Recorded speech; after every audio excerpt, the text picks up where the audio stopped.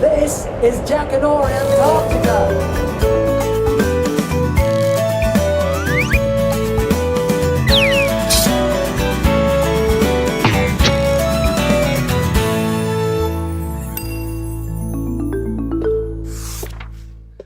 Slime by David Walliams, Part 7.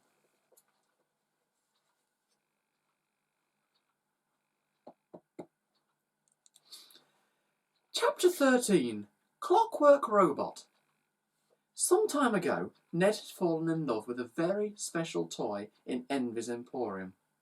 A toy his mum and dad could never afford to buy him. Ned's parents were humble people, and they worked from dawn till dusk just to put food on the table. The toy was a clockwork robot. Metal and boxy, with lights and whirring noises, just as a clockwork robot should be. The boy had seen it on display in the window of the twins' shop, and he would stop by on his way home from school each night just to gaze at it. It was perfect. Ned knew this clockwork toy would be much more than just a toy. It would be a friend. The boy and his robot would have special adventures together. They would fly spaceships, battle alien armies, visit distant planets, and still be home in time for tea. As Ned would daydream, Edmund and Edmund would spy him staring through their window and charge him out of the shop. "Be gone, child!" Edmund would shout. "Wretched boy!" Edmund would agree. "I was only looking," Ned would protest. "Stop wearing our precious toys out with your eyes. If you aren't going to purchase said toy, then shoot. Never darken our door again." Then the horrid pair would retreat into their shop and slam the door. Bang! A sign on the door read, "Only one child at a time. Children are vile, thieving rats." Years, months, and weeks passed. Eventually, Ned had saved up enough of his pocket money to buy the robot for himself. So one Saturday morning, he wheeled himself inside the shop. Ring! Went the bell on the door. Strangely, the shop was completely empty. "Hello?" he called out. "Hello?" But there was no answer. With trepidation, Ned picked up the clockwork robot from the window and took it over to the till. Still, the boy couldn't see anyone. Then, boo! The twins leaped out from behind the counter. Edmund had some joke shop fangs in his mouth and was pulling a vampire face. Meanwhile, Edmund had sharp claws on his fingers and was pulling a werewolf face. The pair loved frightening children. A startled Ned rolled back in his wheelchair. Trundle! "Why did you do that?" he spluttered. "Happy Halloween!" The twins chimed in together. Ned thought for a moment. "It's not Halloween for another 6 months." "It's Halloween every day in Envy's Emporium," said Edmund. "We don't need a special day to scare children," agreed Edmund. The twins looked down at the clockwork robot the boy was holding in his hands. "So you finally saved up enough of your little precious pennies, have you?" remarked Edmund, with a look of pity on his face. "Yes," replied the boy. He took out his piggy bank from next to him on his battered old wheelchair. The piggy bank was indeed full of pennies. Ned received just a penny a week of pocket money. It was all his parents could afford. But the boy had saved and saved and saved and then saved some more. The night before, Ned had counted all the pennies and realised, to his delight, he had just enough to buy the robot. The twins snatched the piggy bank and shook out the coins on the counter. Ding, ding, ding, ding, ding, ding. The evil pair bristled as they realised they would have to count every single one. There must have been hundreds and hundreds of coins. Then Ned noticed Edmund whispering in Edmund's ear. Before the pair shared a secret smile. "I will go and fetch a bag," purred Edmund. "You do that, Edmund," replied Edmund. "No, you're Edmund." "Am I?" asked Edmund. "Yes, I am Edmund." "Are you sure?" "Quite sure. I thought it was the other way round." "No, definitely not." "Oh," said Edmund. The twin was most befuddled. "Well, you do that, Edmund." "Thank you, Edmund," replied Edmund, before realising the mistake. "Oh, you got me doing it now." The boy looked on in disbelief. The Envy twins were crackers. Edmund tiptoed off as Edmund began counting the coins on the counter.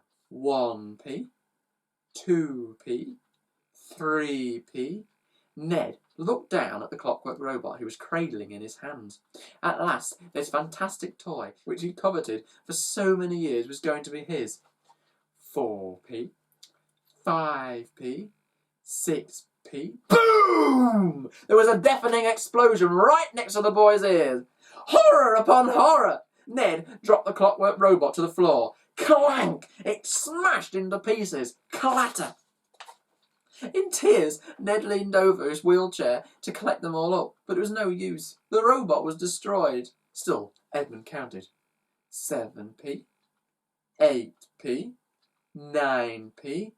Hunched over, the boy could feel someone looming behind him and turned round. It was Edmund. The twin was holding what was left of a brown paper bag that he had burst. "Oops," remarked Edmund. "Oops indeed," agreed Edmund. "The nasty little runt has broken our toy."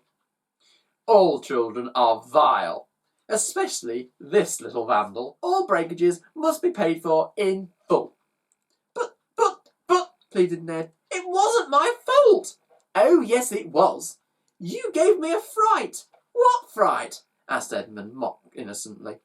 "I didn't hear anything," lied Edmund.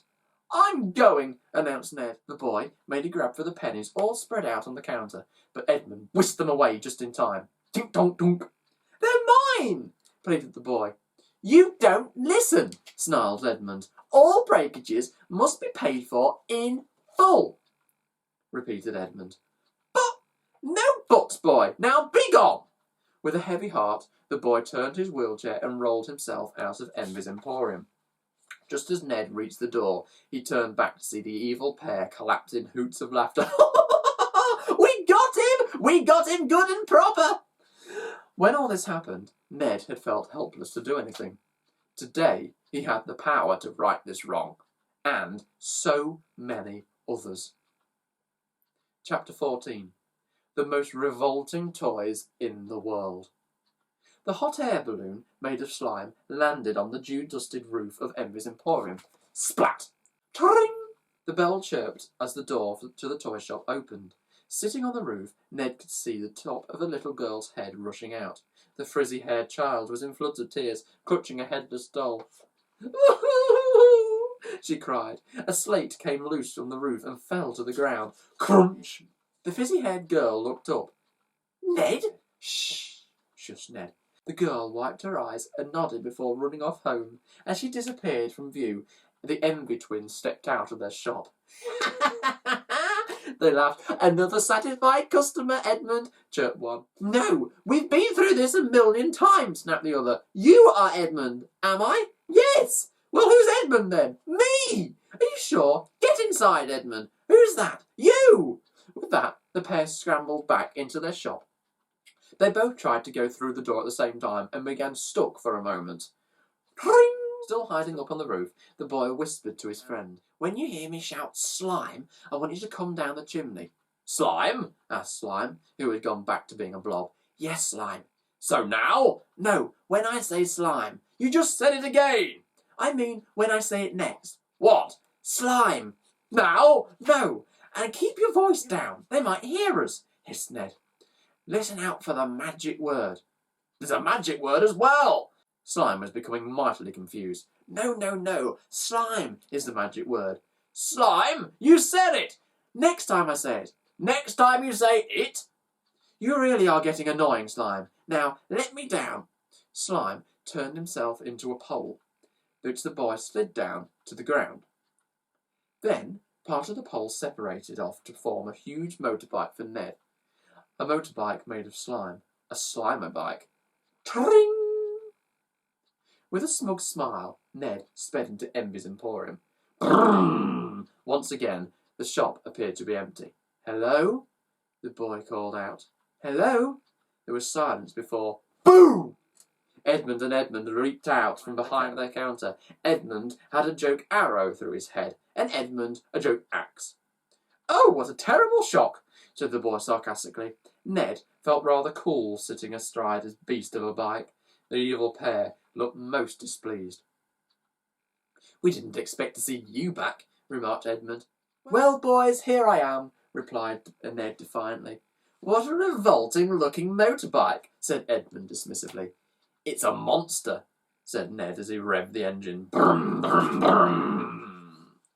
"It's funny is what it is," said Edmund. "Funny peculiar, not funny ha-ha," agreed Edmund. "We want it out of our emporium now.